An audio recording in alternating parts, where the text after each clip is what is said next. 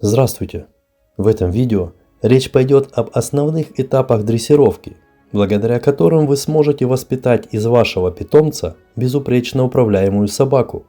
Все они простые и понятны, необходимо лишь вникнуть в их суть. Но главный посыл этого видео в том, что разобравшись с основными составляющими процесса дрессировки собак, вы в полной мере откроете для себя всю полноту этого направления, с пониманием, к какому специалисту обратиться за помощью в воспитании своего питомца. На сегодняшний день на просторах интернета очень много информации, и неопытному владельцу собаки тяжело разобраться, где полезный материал, а где нет. В наше время появились разного рода специалисты по коррекции поведения, зоопсихологи, мастера учебного процесса и прочее коммерческое братье. Все они не более чем вырванные куски из общей концепции под названием дрессировка собак.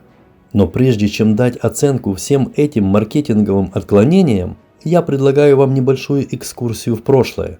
Если проследить эволюцию дрессировки собак как отдельного направления, то неизменно приходишь к выводам, что в рамках научного подхода дрессировка собак достигла своего апогея в первой половине 20 века. Именно тогда были выведены все основные принципы и методы обучения собак. При этом фундамент данного направления был заложен артистами цирка. Именно благодаря им в дрессировке собак был по полочкам разложен каждый аспект. И это не мудрено, ведь во время выступления на арене цирка перед большим количеством зрителей собака должна быть настоящим профессиональным артистом. А для этого мало только лишь демонстрации безупречного послушания. Цирковая собака должна выглядеть эффектно и показывать непринужденность в работе. А ее дрессировщику необходимо убедить самых искушенных критиков, что собака получает удовольствие от своего выступления. Соблюдение всех вышеперечисленных параметров, а также жесткая конкуренция и контроль различных организаций по защите животных заставили дрессировщиков цирка вывести идеальные, основанные на доверительных отношениях методики обучения собак. Если вы внимательно проанализируете все ныне известные методики дрессировки, то придете к выводу, что ничем принципиально новым современное поколение дрессировщиков похвастаться не может. Да, несомненно, мир современной кинологии не стоит на месте и разрабатывает различные схемы учебного процесса, нормативы, электронные приборы и амуницию, но так или иначе, все это крутится вокруг тех принципов и методик, которые были заложены в те самые времена. Возьмите любой навык или демонстрацию различных моделей поведения, и вы найдете их отображение в выступлениях артистов цирка, запечатленных на кадрах прошлых лет, или в учебных пособиях дрессировщиков той эпохи. Хотите увидеть метод исключения, разработанный французскими артистами цирка? Пожалуйста, вот он во всей красе. Хотите глянуть, как грамотно привиты сплиты команд и красиво спрятаны в выполнение завораживающих номеров? Не вопрос, вот они, любуйтесь. А уж в исполнении сложных трюков собаки цирка непревзойденные мастера. При этом они работают в группе, выполняя целый комплекс команд, где у каждой собаки своя задача. А на этих кадрах демонстрация вдумчивости во всей красе. Если разложить по полочкам работу собак цирка, то просто диву даешься, как у них упорядочены все составляющие процесса дрессировки, которые на выходе дают безупречно управляемую собаку. Но более всего поражает, как собаке привита требовательная нагрузка. А это самый сложный этап обучения, который предусматривает механическое воздействие, и любая ошибка может привести к потере доверия, и как следствие собака потеряет необходимое внутреннее состояние, что приведет к унылой работе, которую придирчивый зритель увидит сразу. Правильное использование требовательной нагрузки дрессировщиками цирка выведено в ранг искусства. В этом аспекте учтен каждый нюанс, каждая мелочь. Как правильно сделать рывок, как его грамотно спрятать в процесс обучения собаки, как наказание сделать безобидным и в то же время понятным для четвероногого артиста, и научить его анализировать любое требование дрессировщика. Методика, которая сейчас имеет большой успех, а именно кормление собак на занятиях и прогулках, также имеет свои корни в цирке. Именно так с давних пор и приучали работать четвероногих артистов. Зачастую они съедали свою суточную норму корма во время репетиций. Но чтобы понять всю прелесть работы собак цирка, взгляните на их выступления не просто как на выполнение навыков, а как на механизм взаимодействия, с дрессировщиком, с другими собаками и тем более с другими животными. Вот что в цирке возведено в ранг высшего пилотажа. После тщательного анализа работы четвероногих артистов, выступление собак по всем известным нормативам вам покажется детским садом. Я не случайно сконцентрировал ваше внимание на кадрах прошлых лет. Моя цель – донести до вас понимание того, что не нужно заново изобретать велосипед. Необходимо просто вникнуть в суть дрессировки и в те простые принципы, которые выведены и разложены по полочкам уже очень давно. И если вы хотите добиться максимально возможного результата в послушании вашего четвероногого друга, то должны изучить основные этапы обучения и их суть. При этом вы должны понять, что если вы уберете хотя бы один этап или поломаете их последовательность, то это негативно скажется на конечном результате. Сейчас я перечислю основные этапы воспитания собаки для понимания того, как выстраивает процесс обучения грамотный дрессировщик. Первый этап – налаживание доверительных отношений с собакой. Это не просто прогулки, различные игры и вкусное лакомство. Это построение прочного фундамента, который является залогом финального успеха. Второй этап – привитие желания работать. Во время этого этапа выясняются особенности собаки и определяются приоритеты мотивационного стимула. Для каждой собаки они разные. Одной больше нравится лакомство, другой игрушка или ласка своего хозяина. Но главное, собаки дают понять, что для того, чтобы получить желанное, нужно немного потрудиться. Третий этап – концентрация внимания. Это одна из самых важных составляющих всего процесса обучения, которую нельзя форсировать ни в коем случае. Первые три этапа идут рука об руку, постоянно перетекая один в другой. Когда они успешно пройдены, можно переходить к четвертому. Это обучение необходимым навыкам. Имея прочный фундамент, научить различным командам не составит никакого труда. Это самый простой этап в дрессировке собаки. Здесь нужно просто разобраться в технике обучения необходимого навыка. Пятый этап – требовательная нагрузка, во время которой прививается отказ от нежелательных действий.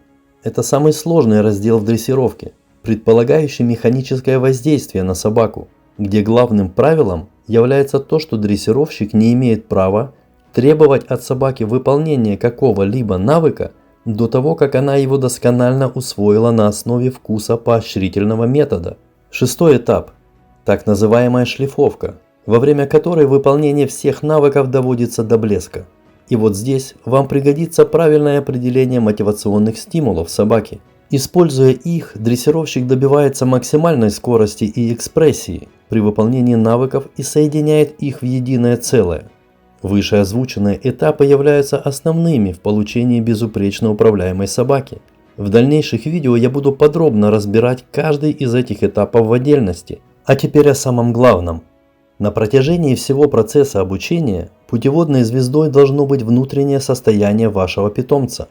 То, что дрессировщики называют язык тела собаки, должно стать основным критерием в ее работе.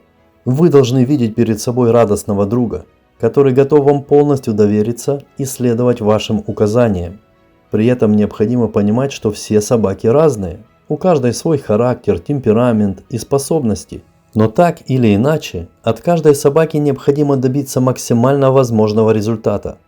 И путь для достижения этой цели единственный – строить процесс дрессировки на доверительных отношениях. Еще раз обращу ваше внимание на кадры из прошлого.